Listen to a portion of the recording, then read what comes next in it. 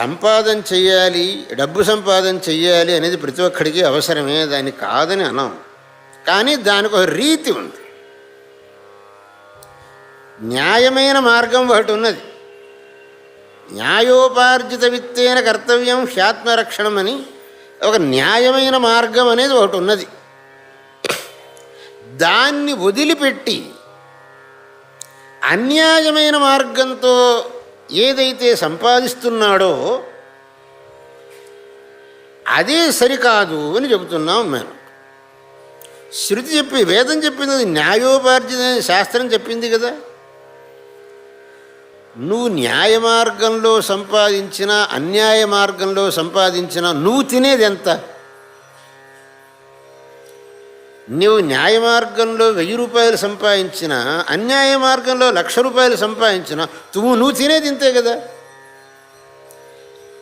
అన్యాయంగా 1,00,000 రూపాయలు సంపాదించిన వాడికి ఇంత తినగలుగుతాడా? లేదే.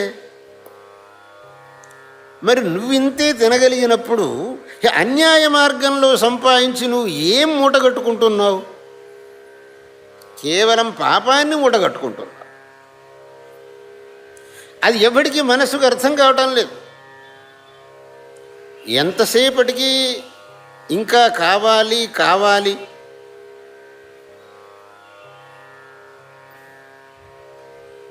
ఒక శ్లోకం మా గురుగారు చెబుతుండేవారు. దారా ఇమే మే పశవశ్చ మే మే ధనాని మే మే ఇత్థం నరో మేషసమానకంఠః అహో హ్యయం కాలవృకేణ నీతః. సంస్కృతంలో మే అంటే నాకు,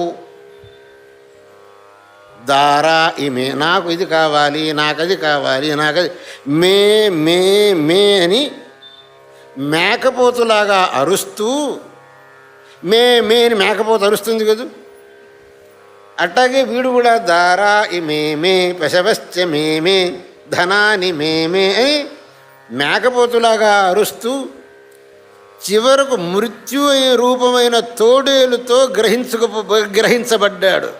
తోడేలు ఎలాగైతే మేకపోతును మింగేస్తుందో అలాగే మృత్యు వీడిని మింగేస్తున్నది. వీడు మే మే అని అంటూనే ఉన్నాడు, అని ఆపటం లేదు. దారా ఇమేమే పశవశ్చ మేమే అని అంటూ ఉండంగానే ఆ మృత్యురూపమైన తోడేలు వచ్చి వీడిని మింగేసేసింది.